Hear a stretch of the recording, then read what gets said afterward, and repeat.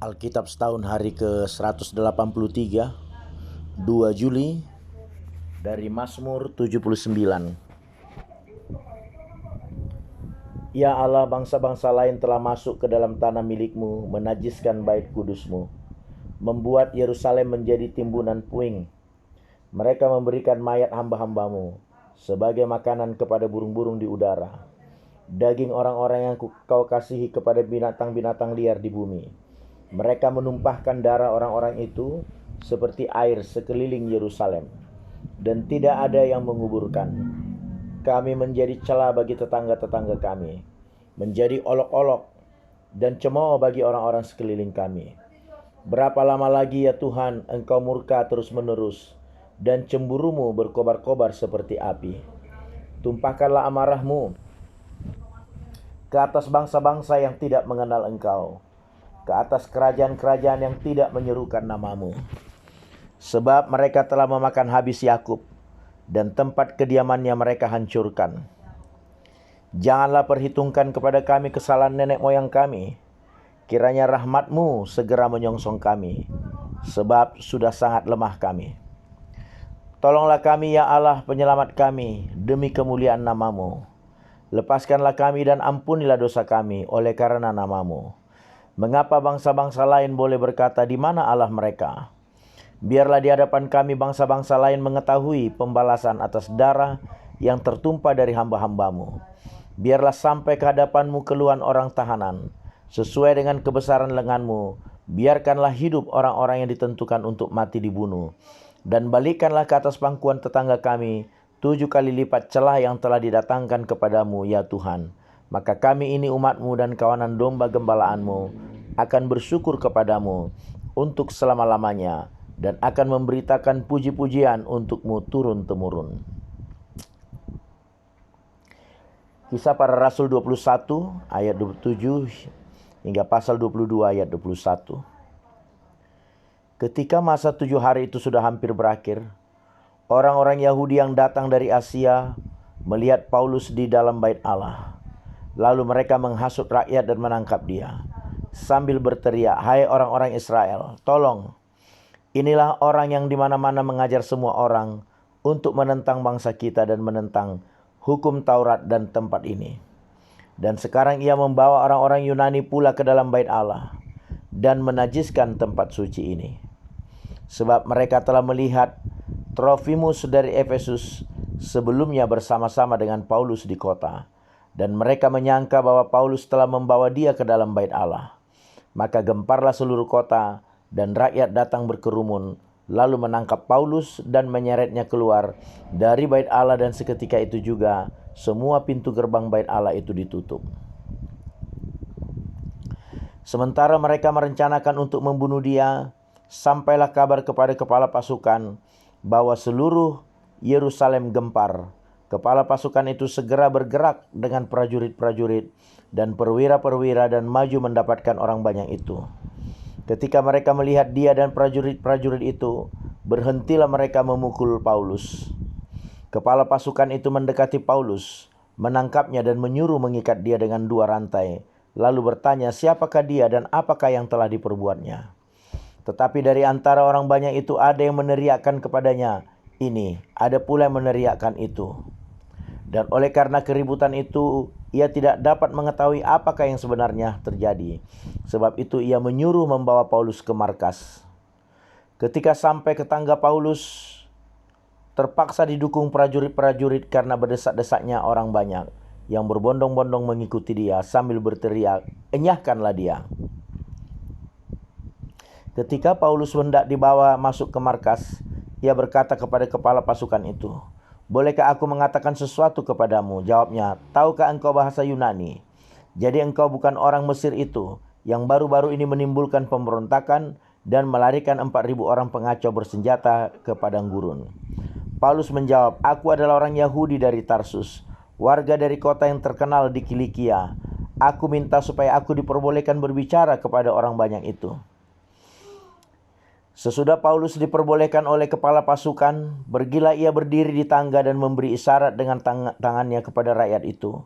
Ketika suasana sudah tenang, mulailah ia berbicara kepada mereka dalam bahasa Ibrani, katanya, Hai saudara-saudara dan bapak-bapak, dengarkanlah apa yang hendak kukatakan kepadamu sebagai pembelaan diri.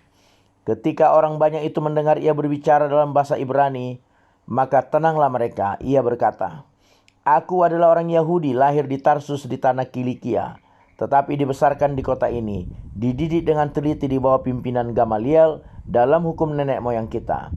Sehingga aku menjadi seorang yang giat bekerja bagi Allah sama seperti kamu semua pada waktu itu.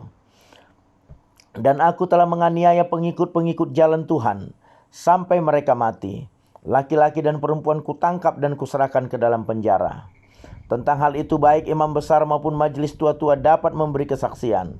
Dari mereka aku telah membawa surat-surat untuk saudara-saudara di Damsyik, dan aku telah pergi ke sana untuk menangkap penganut jalan Tuhan yang terdapat juga di situ dan membawa mereka ke Yerusalem untuk dihukum. Tetapi dalam perjalananku ke sana, ketika aku sudah dekat Damsyik, yaitu waktu tengah hari, tiba-tiba memancarlah cahaya yang menyilaukan dari langit mengelilingi aku. Maka rebahlah aku ke tanah dan aku mendengar suatu suara yang berkata kepadaku, 'Saulus, Saulus, mengapakah engkau menganiaya aku?' Jawabku, 'Siapakah engkau?' 'Tuhan,' katanya, 'akulah Yesus orang Nazaret yang kau aniaya itu.' Dan mereka yang menyertai aku memang melihat cahaya itu, tetapi suara dia yang berkata kepadaku tidak mereka dengar. Maka kataku, 'Tuhan, apakah yang harus aku perbuat?' Kata Tuhan kepadaku, 'Bangkitlah dan pergilah ke Damsyik. Di sana akan diberitahukan kepadamu segala sesuatu yang ditugaskan kepadamu.' Dan karena aku tidak dapat melihat oleh karena cahaya yang menyilaukan mata itu, maka kawan-kawan seperjalananku memegang tanganku dan menuntun aku ke Damsyik. Di situ ada seorang bernama Ananias, seorang saleh yang menurut hukum Taurat dan terkenal baik di antara semua orang Yahudi yang ada di situ. Ia datang berdiri di dekatku dan berkata, 'Saulus, saudaraku, bukalah matamu dan melihatlah.' Dan seketika itu juga aku melihat kembali dan menatap dia. Lalu katanya, 'Allah nenek moyang kita telah menetapkan engkau untuk mengetahui kehendak-Nya, untuk melihat yang benar dan untuk mendengar suara yang keluar dari mulutnya. Sebab engkau harus menjadi saksinya terhadap semua orang tentang apa yang kau lihat dan yang kau dengar. Dan sekarang mengapa engkau masih ragu-ragu? Bangunlah, berilah dirimu dibaptis dan dosa-dosamu disucikan sambil berseru kepada nama Tuhan.' Sesudah aku kembali di Yerusalem dan ketika aku sedang berdoa di dalam bait Allah, rohku diliputi oleh kuasa ilahi. Aku melihat dia yang berkata kepadaku, 'Lekaslah, segeralah tinggalkan Yerusalem, sebab mereka tidak akan menerima kesaksianmu tentang aku.' Jawabku, 'Tuhan, mereka tahu bahwa akulah yang pergi dari rumah ibadat yang satu ke rumah ibadat yang lain dan yang memasukkan mereka yang percaya kepadamu ke dalam penjara dan menyesah mereka. Dan ketika darah Stefanus saksimu itu ditumpahkan, aku ada di situ dan menyetujui perbuatan itu, dan aku menjaga pakaian mereka yang membunuhnya. Tetapi kata Tuhan kepadaku, pergilah, sebab aku akan mengutus engkau jauh dari sini kepada bangsa-bangsa lain.'"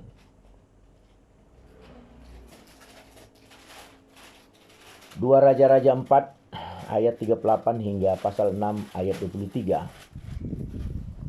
Elisa kembali ke Gilgal pada waktu ada kelaparan di negeri itu.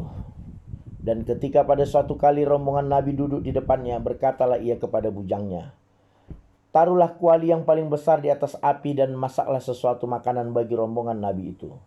Lalu keluarlah seorang dari mereka ke ladang untuk mengumpulkan sayur-sayuran. Ia menemui pohon sulur-suluran liar dan memetik daripadanya labu liar, serangkul penuh dalam jubahnya.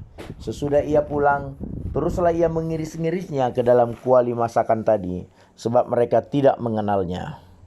Kemudian dicedoklah dari masakan tadi bagi orang-orang itu untuk dimakan, dan segera sesudah mereka memakannya, berteriaklah mereka serta berkata, "Maut ada dalam kuali itu, hai abdi Allah," dan tidak tahan mereka memakannya. Tetapi berkatalah Elisa, "Ambillah tepung." Dilemparkannya lah itu ke dalam kuali serta berkata, "Cedoklah sekarang bagi orang-orang ini, supaya mereka makan, maka tidak ada lagi sesuatu bahaya dalam kuali itu." Datanglah seseorang dari Baal Salisa dengan membawa bagi abdi Allah roti hulu hasil, yaitu 20 roti jelai serta gandum baru dalam sebuah kantong. Lalu berkatalah Elisa, "Berilah itu kepada orang-orang ini supaya mereka makan." Tetapi pelayannya itu berkata, bagaimanakah aku dapat menghidangkan ini dengan 100 orang? Jawabnya, berikanlah kepada orang-orang itu supaya mereka makan, sebab beginilah firman Tuhan, orang akan banyak makan, banyak akan ada sisanya. Lalu dihidangkannya lah di depan mereka, maka makanlah mereka dan ada sisanya sesuai dengan firman Tuhan.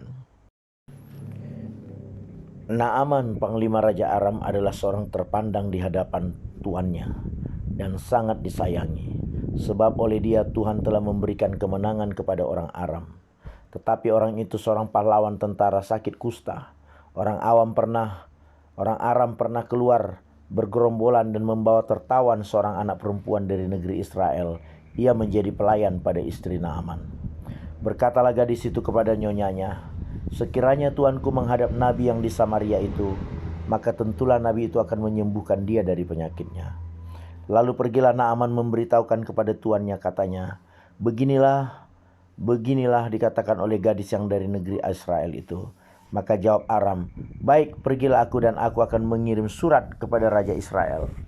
Lalu pergilah Naaman dan membawa sebagai persembahan 10 talenta perak dan 6.000 sikal emas dan 10 potong pakaian. Ia menyampaikan surat itu kepada Raja Israel yang berbunyi, sesampainya surat ini kepadamu, maklumkanlah kiranya bahwa aku menyuruh kepadamu Naaman pegawaiku, supaya engkau menyembuhkan dia dari penyakit kustanya. Segera sesudah Raja Israel membaca surat itu, dikoyakkannya lah pakaiannya serta berkata, Allahkah aku ini dapat mematikan dan menghidupkan, sehingga orang ini mengirim pesan kepadaku, supaya kusembuhkan seorang dari penyakit kustanya. Tetapi sesungguhnya perhatikanlah dan lihatlah, ia mencari gara-gara terhadap aku. Segera sesudah didengar Elisa abdi Allah itu bahwa Raja Israel mengoyakkan pakaiannya, dikirimkannya lah pesan kepada Raja bunyinya, mengapa engkau mengoyakkan pakaianmu? Biarlah ia datang kepadaku supaya ia tahu bahwa ada seorang nabi di Israel. Kemudian datanglah Naaman dengan kudanya dan keretanya lalu berhenti di depan rumah Elisa. Elisa menyuruh seorang suruhan kepadanya mengatakan, pergilah mandi 7 kali dalam sungai Yordan, maka tubuhmu akan pulih kembali, sehingga engkau menjadi tahir. Tetapi pergilah Naaman dengan gusar sambil berkata, aku sangka bahwa setidak-tidaknya ia datang keluar dan berdiri memanggil nama Tuhan Allahnya, lalu menggerak-gerakkan tangannya di atas tempat penyakit itu, dan dengan demikian menyembuhkan penyakit kustaku. Bukankah Abana dan Parpar, sungai-sungai Damsik, lebih baik dari segala sungai di Israel? Bukankah aku dapat mandi di sana dan menjadi tahir? Kemudian berpalinglah ia dan pergi dengan panas hati. Tetapi pegawai-pegawainya datang mendekat serta berkata kepadanya, Bapak, seandainya nabi itu menyuruh perkara yang sukar kepadamu, bukankah Bapak akan melakukannya? Apalagi sekarang ia hanya berkata kepadamu, mandilah dan engkau akan menjadi tahir. Maka turunlah ia membenamkan dirinya 7 kali dalam sungai Yordan, sesuai dengan perkataan abdi Allah itu. Lalu pulihlah tubuhnya kembali seperti tubuh seorang anak dan ia menjadi tahir. Kemudian kembalilah ia dengan seluruh pasukannya kepada abdi Allah itu.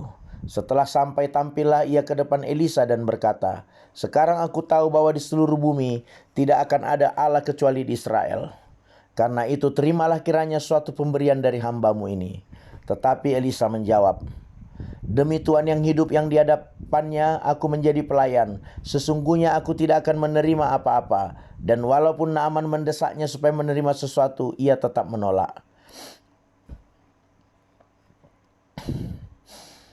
Akhirnya berkatalah Naaman, jikalau demikian biarlah diberikan kepada hambamu ini tanah sebanyak muatan sepasang bagal. Sebab hambamu ini tidak akan lagi mempersembahkan korban bakaran atau korban sembelihan kepada Allah lain kecuali kepada Tuhan. Dan kiranya Tuhan mengampuni hambamu ini dalam perkara yang berikut. Apabila Tuanku masuk ke kuil Rimon untuk sujud menyembah di sana, dan aku menjadi pengapitnya, sehingga aku harus ikut sujud menyembah dalam kuil Rimon itu. Kiranya Tuhan mengampuni hambamu ini dalam hal itu. Maka berkatalah Elisa kepadanya, pergilah dengan selamat. Setelah Naaman berjalan tidak berapa jauh daripadanya, berpikirlah Gehazi bujang Elisa abdi Allah, sesungguhnya Tuanku terlalu menyegani Naaman orang Aram itu dengan tidak menerima persembahan yang dibawanya. Demi Tuhan yang hidup, sesungguhnya aku akan berlari mengejar dia dan akan menerima sesuatu daripadanya. Lalu Gehazi mengejar Naaman dari belakang. Ketika Naaman melihat ada orang yang berlari-lari mengejarnya, Turunlah ia dengan segera dari atas kereta untuk mendapatkan dia dan berkata, "Selamat." Jawabnya, "Selamat, tuanku Elisa menyuruh aku mengatakan, baru saja datang kepadaku 2 orang muda dari pegunungan Efraim, dari antara rombongan nabi. Baiklah, berikan kepada mereka 1 talenta perak dan 2 potong pakaian." Naaman berkata, "Silakan, ambillah 2 talenta." Naaman mendesak dia dan membungkus 2 talenta perak dalam 2 pundi-pundi dan 2 potong pakaian, lalu memberikannya kepada 2 bujangnya. Mereka ini mengangkut semuanya di depan Gehazi. Setelah mereka sampai ke bukit, disambutnyalah dari tangan mereka, disimpannya di rumah, dan disuruhnya kedua orang itu pergi. Maka pergilah mereka. Baru saja Gehazi masuk dan tampil ke depan tuannya, berkatalah Elisa kepadanya, "Dari mana, Gehazi?" Jawabnya, "Hambamu ini tidak pergi kemana-mana." Tetapi kata Elisa kepadanya, "Bukankah hatiku ikut pergi ketika orang itu turun dari atas keretanya mendapatkan engkau? Maka sekarang engkau telah menerima perak dan dengan itu dapat memperoleh kebun zaitun, kebun anggur, kambing domba, lembu sapi, budak laki-laki dan budak perempuan. Tetapi penyakit kusta Naaman akan melekat kepadamu dan kepada anak cucumu untuk selama-lamanya." Maka keluarlah Gehazi dari depannya dengan kena kusta putih seperti salju. Pada suatu hari berkatalah rombongan nabi kepada Elisa, "Cobalah lihat, tempat tinggal kami di dekatmu ini adalah terlalu sesak bagi kami. Baiklah, kami pergi ke sungai Yordan masing-masing mengambil 1 balok dari sana, supaya kami membuat tempat tinggal untuk kami." Jawab Elisa, "Pergilah." Lalu berkatalah seorang, "Silakan, ikutlah dengan hamba-hambamu ini." Jawabnya, "Baik, aku akan ikut." Maka ikutlah ia dengan mereka. Setelah mereka sampai di sungai Yordan, mereka pun menebang pohon-pohon. Dan terjadilah ketika seorang sedang menumbangkan sebatang pohon, jatuhlah mata kapaknya ke dalam air. Lalu berteriak-teriaklah ia, "Wahai tuanku, itu barang pinjaman." Tetapi berkatalah abdi Allah, "Kemana jatuhnya?" Lalu orang ini menunjukkan tempat itu kepadanya. Kemudian Elisa memotong sepotong kayu, lalu dilemparkannya ke sana. Maka timbullah mata kapak itu dibuatnya. Lalu katanya, "Ambillah." Orang itu mengulurkan tangannya dan mengambilnya. Raja negeri Aram sedang berperang melawan Israel. Ia berunding dengan pegawai-pegawainya, lalu katanya, "Ke tempat ini dan itu haruslah kamu turun menghadang." Tetapi abdi Allah menyuruh orang kepada Raja Israel mengatakan, "Awas, jangan lewat dari tempat itu, sebab orang Aram sudah turun menghadang ke sana." Sebab itu Raja Israel menyuruh orang-orang ke tempat yang disebutkan abdi Allah kepadanya. Demikianlah Elisa memperingatkan kepadanya supaya berawas-awas di sana. Bukan sekali 2 kali saja.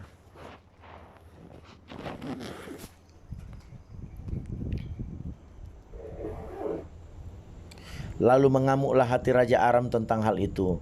Maka dipanggilnyalah pegawai-pegawainya. Katanya kepada mereka, "Tidakkah dapat kamu memberitahukan kepadaku siapa dari kita memihak kepada Raja Israel?" Tetapi berkatalah salah seorang pegawainya, "Tidak, tuanku Raja, melainkan Elisa, nabi yang di Israel. Dialah yang memberitahukan kepada Raja Israel tentang perkataan yang diucapkan oleh tuanku di kamar tidurmu." Berkatalah Raja, "Pergilah melihat di mana dia supaya aku menyuruh orang menangkap dia." Lalu diberitahukanlah kepadanya, "Dia ada di Dotan." Maka didirikannya ke sana kuda serta kereta dan tentara orang yang besar. Sampailah mereka pada waktu malam lalu mengepung kota itu. Ketika pelayan abdi Allah bangun pagi-pagi dan pergi keluar, maka tampaklah suatu tentara dengan kuda dan kereta ada di sekeliling kota itu. Lalu berkatalah bujangnya itu kepadanya, "Celakalah tuanku, apakah yang akan kita perbuat?" Jawabnya, "Jangan takut, sebab lebih banyak yang menyertai kita daripada yang menyertai mereka." Lalu berdoalah Elisa, "Ya Tuhan, bukalah kiranya matanya supaya ia melihat." Maka Tuhan membuka mata bujang itu sehingga ia melihat. Tampaklah gunung itu penuh dengan kuda dan kereta berapi sekeliling Elisa. Ketika orang-orang Aram itu turun mendatangi dia, berdoalah Elisa kepada Tuhan, "Butakanlah kiranya mata orang-orang ini." Maka dibutakannya mata mereka sesuai dengan doa Elisa. Kemudian berkatalah Elisa kepada mereka, "Bukan ini jalannya dan bukan itu kotanya, ikutlah aku." maka aku akan mengantarkan kamu kepada orang yang kamu cari." Lalu diantarkannya mereka ke Samaria. Segera sesudah mereka sampai ke Samaria, berkatalah Elisa, "Ya Tuhan, bukalah mata orang-orang ini supaya mereka melihat." Lalu Tuhan membuka mata mereka sehingga mereka melihat, dan heran mereka ada di tengah-tengah Samaria. Lalu bertanyalah Raja Israel kepada Elisa, tatkala melihat mereka, "Kubunuhkah mereka, Bapak?" Tetapi jawabnya, "Jangan.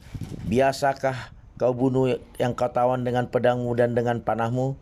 Tetapi hidangkanlah makanan dan minuman di depan mereka, supaya mereka makan dan minum, lalu pulang kepada tuan mereka." Disediakannya lah bagi mereka jamuan yang besar, maka makan dan minumlah mereka. Sesudah itu dibiarkannya lah mereka pulang kepada tuan mereka. Sejak itu tidak ada lagi gerombolan-gerombolan Aram memasuki negeri Israel. Amin.